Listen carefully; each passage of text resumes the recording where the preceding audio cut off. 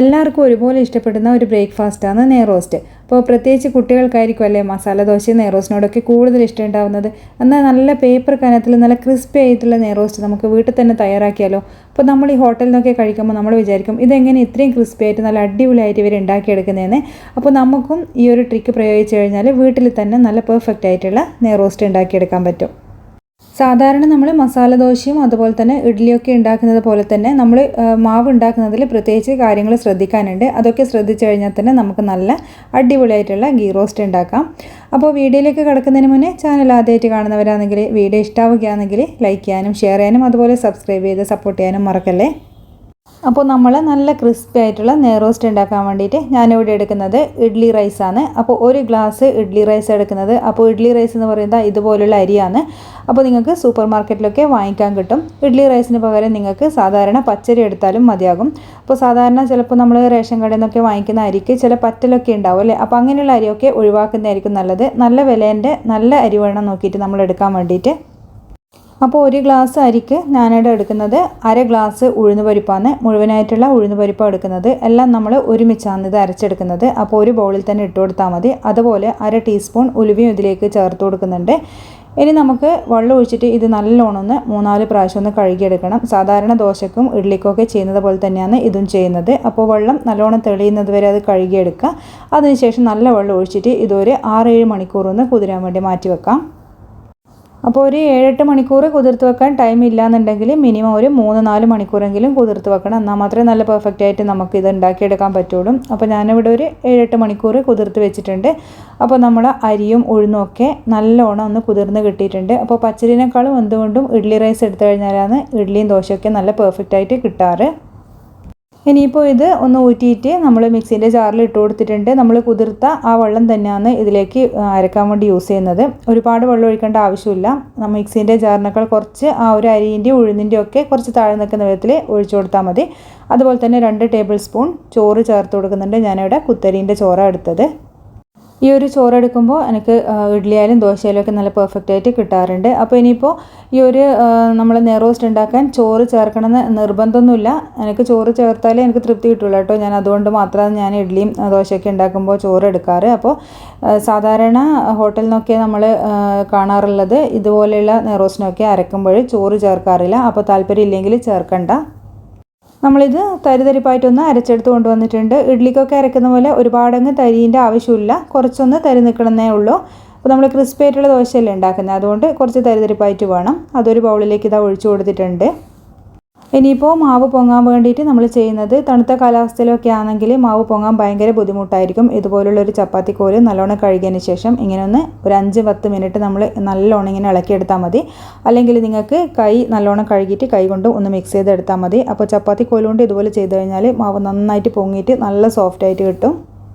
അപ്പോൾ തണുത്ത കാലാവസ്ഥയൊക്കെ ആണെങ്കിൽ ഇതുപോലെ ഒന്ന് ചെയ്തെടുത്താൽ മതി. അല്ലെങ്കിൽ ഞാനൊരു ഇഡ്ഡലീൻ്റെ വീഡിയോ ഇട്ടിട്ടുണ്ടായിരുന്നു. വെളുത്തുള്ളി നല്ലോണം കഴുകിയിട്ട് ഇതിലിട്ട് വെച്ചാൽ മതി. അങ്ങനെ ആകുമ്പോഴും തണുത്ത കാലാവസ്ഥയിൽ നല്ലോണം വെണ്ണ പോലെ മാവ് പതഞ്ഞ് പൊങ്ങുകയും ചെയ്യും. അപ്പോൾ ഞാനൊരു 5 മിനിറ്റ് ഇതൊന്ന് അടിച്ചെടുത്തിട്ടുണ്ട്. എന്നിട്ട് നമുക്ക് ഈ സൈഡൊക്കെ ഒന്ന് നല്ലോണം ഒന്ന് വൃത്തിയാക്കി കൊടുക്കാം. എന്നിട്ട് നമുക്കിത് മൂടി വെച്ചിട്ട് സാധാരണ ഇഡ്ഡലിയും ദോശയൊക്കെ ഉണ്ടാക്കുന്നത് പോലെ ഏകദേശം ഒരു 7-8 മണിക്കൂർ പൊങ്ങാൻ വേണ്ടിയിട്ട് മാറ്റാം. അപ്പോൾ ഇത് ഏകദേശം ഒരു 8 മണിക്കൂർ കഴിഞ്ഞിട്ടുണ്ട്. രാവിലത്തേക്ക് നോക്കുമ്പോൾ നമ്മളെ മാവൊക്കെ നന്നായിട്ട് പതഞ്ഞ് പൊങ്ങി വന്നിട്ടുണ്ട്. അപ്പോൾ ഇത് സാധാരണ നമ്മളെ അപ്പത്തിൻ്റെ മാവ് പോലെയല്ല ഇത് ഉണ്ടാകുക. നല്ല വെണ്ണ പോലെയാണ് ഇഡ്ഡലിക്കും ദോശയ്ക്കൊക്കെ അരച്ചാൽ മാവ് ഉണ്ടാകുക, കുറച്ച് നല്ലോണം കട്ടിയിൽ. അപ്പോൾ ഈ ഒരു സമയത്താണ് ഞാൻ ഉപ്പ് ചേർത്ത് കൊടുക്കുന്നത്. തലേന്ന് ഉപ്പ് ചേർത്തിട്ടില്ല. ഒരുപാടങ്ങ് കുത്തി ഇളക്കേണ്ട, ഉപ്പ് ചേർത്തിട്ട് ഒന്ന് മിക്സ് ചെയ്ത് കൊടുത്താൽ മാത്രം മതിയാകും. അപ്പോൾ നമ്മൾ സാധാരണ കയ്യിൽ വെച്ചിട്ട് മിക്സ് ചെയ്യുന്നതിനേക്കാളും നമ്മൾ ഈ ചപ്പാത്തി കോലും അതുപോലെ കൈയൊക്കെ വെച്ചിട്ട് മിക്സ് ചെയ്ത് കഴിഞ്ഞാൽ മാവ് നന്നായിട്ട് പതഞ്ഞ് പൊങ്ങി വരും. അതുപോലെ തന്നെ നമുക്ക് കഴിക്കുമ്പോൾ നല്ല സോഫ്റ്റ് ആയിരിക്കും. അപ്പോൾ ഇത് ഒന്ന് മിക്സ് ചെയ്ത് എടുത്തിട്ടുണ്ട്. ഇനി ഇതൊരു 10-20 മിനിറ്റ് ഞാൻ ഒന്ന് മാറ്റി വെക്കുന്നുണ്ട്. ഈ ഒരു സമയം ഈ മാവ് കുറച്ചും കൂടി ഒന്ന് പൊങ്ങി വരികയും ചെയ്യും. അതുപോലെ തന്നെ നല്ല സോഫ്റ്റായി ഇരിക്കുകയും ചെയ്യും. ആ ഒരു സമയത്ത് ഇതിനേക്ക് വേണ്ടുന്ന കറി ഒന്ന് തയ്യാറാക്കാം. അപ്പോൾ ഞാനിവിടെ സാധാരണ തേങ്ങാ ചട്നി അഥവാ വെള്ള ചട്നി ഉണ്ടാക്കുന്നത്. ഹോട്ടൽ സ്റ്റൈലിലുള്ള ഒരു തേങ്ങാ ചട്നിയാണിത്. അപ്പോൾ മിക്സീൻ്റെ ചെറിയ ജാറിലേക്ക് ഞാനിവിടെ ഒരു 1/4 കപ്പ് തേങ്ങ ചിരവിയത് ചേർത്ത് കൊടുത്തിട്ടുണ്ട്. അപ്പോൾ തേങ്ങേൻ്റെ വെള്ള പാർട്ട് മാത്രം എടുക്കാൻ പറ്റുമെങ്കിൽ അങ്ങനെ എടുക്കാം. അങ്ങനെയാകുമ്പോൾ ചട്നിക്ക് നല്ലൊരു വെള്ള കളർ ഉണ്ടാകും. അതുപോലെ തന്നെ ഇതിലേക്ക് 2 കുഞ്ഞുള്ളി ചേർക്കുന്നുണ്ട്. ഒരു കഷ്ണം ഇഞ്ചിയും അതുപോലെ ഒരു പച്ചമുളകും ചേർക്കുന്നുണ്ട്. അപ്പോൾ പച്ചമുളക് പിന്നെ വേണമെങ്കിൽ എരിവ് വേണമെങ്കിൽ നമുക്ക് ആഡ് ചെയ്ത് കൊടുത്താൽ മതി. പിന്നെ ഇതിലേക്ക് ചേർക്കുന്നത് പൊട്ടുകടലയാണ്. 1 ടേബിൾ സ്പൂൺ പൊട്ടുകടലയും ചേർത്തിട്ടുണ്ട്. ഇനി ഇതിലേക്ക് ആവശ്യത്തിനുള്ള ഉപ്പ് ചേർത്ത് കൊടുക്കുക. അതുപോലെ തന്നെ കുറച്ച് വെള്ളവും ചേർത്ത് കൊടുക്കുന്നുണ്ട്. ഈ ഒരു സമയത്ത് വെള്ളം ഒരുപാട് ചേർക്കരുത്. അപ്പോൾ ഒരുപാട് ചേർത്താൽ അരക്കാൻ ഭയങ്കര ബുദ്ധിമുട്ടായിരിക്കും.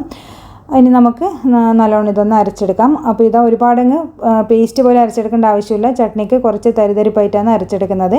അപ്പോൾ നിങ്ങളുടെ അടുത്ത് പൊട്ടുകടല ഇല്ലെങ്കിൽ നിങ്ങൾക്ക് അണ്ടിപ്പരിപ്പ് എടുക്കാം. അതിന് പകരം അണ്ടിപ്പരിപ്പ് അതിലേക്ക് ഇട്ടിട്ട് അരച്ചെടുത്താൽ മതി. അപ്പോൾ നല്ല ടേസ്റ്റ് ആയിരിക്കും. ഇനി ഇതിലേക്ക് മിക്സിയിൽ കുറച്ച് വെള്ളം കൂടി ഒഴിച്ചിട്ട് ഇതുപോലെ ഒന്ന് യോജിപ്പിച്ച് കൊടുക്കുന്നുണ്ട്. അപ്പോൾ ലൂസായിട്ടുള്ള ചട്നി വേണമെങ്കിൽ കുറച്ചും കൂടിയും വെള്ളം ചേർത്ത് കൊടുക്കാം. ഇനി ഇതിലേക്ക് വറുത്തിടുക മാത്രമേ നമുക്ക് വേണ്ടൂ. അപ്പോൾ വറുത്തിടുന്നതെന്ന് പറഞ്ഞാൽ സാധാരണ വെളിച്ചെണ്ണയിൽ കടുകും കറിവേപ്പിലയും കായ്മുളകും കൂടിയാണ് വറുത്തിടുന്നത്. വേണമെങ്കിൽ നിങ്ങൾക്ക് ഒരു ചെറിയ ടീസ്പൂൺ ഉഴുന്ന് പരിപ്പ് വേണമെങ്കിൽ ഇതിലേക്ക് വറുത്തിട്ട് കൊടുക്കാം. അതുപോലെ തന്നെ നമ്മൾ ഈ വറുത്തിടുമ്പോൾ വെളിച്ചെണ്ണയ്ക്ക് പകരം വേണമെങ്കിൽ എള്ളെണ്ണ ചേർത്ത് കൊടുത്താലും നല്ല ടേസ്റ്റാണ്. അപ്പോൾ ഇതെല്ലാം കൂടി നല്ലോണം ഒന്ന് മിക്സ് ചെയ്ത് കൊടുക്കാം. അപ്പോൾ വളരെയധികം ടേസ്റ്റി ആയിട്ടുള്ള വളരെ പെട്ടെന്ന് ഉണ്ടാക്കാൻ പറ്റുന്ന ഒരു ചട്നിയാണിത്. അപ്പോൾ നമ്മൾ കറി ഇവിടെ റെഡിയായി. ഇനി നമുക്ക് ദോശ ചുടാം. അപ്പോൾ ഒരു 10-20 മിനിറ്റ് കഴിയുമ്പോഴത്തേക്ക് മാവ് വീണ്ടും നല്ല സോഫ്റ്റായിട്ട് കിട്ടിയിട്ടുണ്ട്. നല്ല വെണ്ണ പോലെ ഇതായി വന്നിട്ടുണ്ട് മാവ്. ഇനി നമുക്ക് ദോശ ചുട്ടെടുക്കാം. അപ്പോൾ നിങ്ങൾക്ക് നോൺ സ്റ്റിക്കിൻ്റെ കല്ലിലോ അല്ലെങ്കിൽ ഇരുമ്പിൻ്റെ കല്ലിലോ ഏതിൽ വേണമെങ്കിലും ദോശ ചുടാം. അപ്പോൾ ഞാൻ നോൺ സ്റ്റിക്കിൻ്റെ കല്ലല്ല, സാധാരണ ഇരുമ്പിൻ്റെ ഇതാണ് ദോശ ചുടാൻ എടുക്കാറ്. അപ്പോൾ ഇതാ കല്ല് നല്ലോണം ചൂടായതിന് ശേഷം നമുക്ക് അതിലേക്ക് എണ്ണ പുരട്ടി കൊടുക്കാം. ഞാനിവിടെ എള്ളെണ്ണയാണ് യൂസ് ചെയ്യുന്നത്. അപ്പോൾ നല്ലൊരു ടേസ്റ്റ് ആയിരിക്കും. അപ്പോൾ നമ്മൾ ഫ്ലെയിമൊക്കെ ഒന്ന് കറക്റ്റായിട്ട് മീഡിയം ഫ്ലെയിമിൽ വെച്ചിട്ട് വേണം ഇത് ചുട്ടെടുക്കാൻ വേണ്ടിയിട്ട്. എന്നിട്ട് ഒരു കയ്യിൽ മാവ് കോരി വെച്ചിട്ട് നല്ല നേർങ്ങനെ ഇതൊന്ന് പരത്തിയെടുക്കുക. അപ്പോൾ കല്ലൊക്കെ നല്ല ചൂടുണ്ടെങ്കിൽ പച്ചവെള്ളം തളിച്ചിട്ട് അതിൻ്റെ ചൂടൊന്ന് കുറക്കാൻ മറക്കരുത്. അതുപോലെ തന്നെ നല്ല നേർങ്ങനെ വേണം പരത്താനും. അതുപോലെ ഇതിൻ്റെ മേലെ കുറച്ച് ബട്ടറോ പശുനെയ്യോ ഏതാ കുട്ടികൾക്കൊക്കെ ഇഷ്ടം എന്ന് വെച്ചാൽ അതും കൂടി ഇതിൻ്റെ മേലേക്കൊന്ന് ആക്കി കൊടുക്കാം.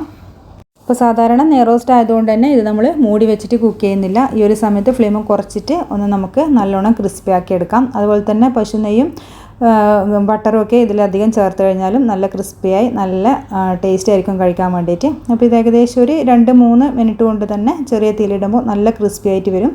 അപ്പോൾ നമുക്ക് പെട്ടെന്ന് തന്നെ ഇത് വിട്ട് കിട്ടുകയും ചെയ്യും. അപ്പോൾ നിങ്ങൾക്ക് കാണാൻ സാധിക്കും നല്ല പേപ്പർ കനത്തിലുള്ള നല്ല അടിപൊളി നെയ്റോസ്റ്റാണിത്. അപ്പോൾ ചൂടോടെ നല്ല ചട്നിയും കൂട്ടി കഴിക്കാനൊക്കെ നല്ല ടേസ്റ്റാണ്. അപ്പോൾ ചട്നിയിൽ ഞാൻ നേരത്തെ ഒറ്റ പച്ചമുളക് ചേർത്തിട്ടുള്ളൂ. നല്ല സ്പൈസി ആയിട്ട് വേണമെന്നുണ്ടെങ്കിൽ നിങ്ങൾക്ക് 2-3 ഒക്കെ ചേർത്ത് കൊടുക്കാം.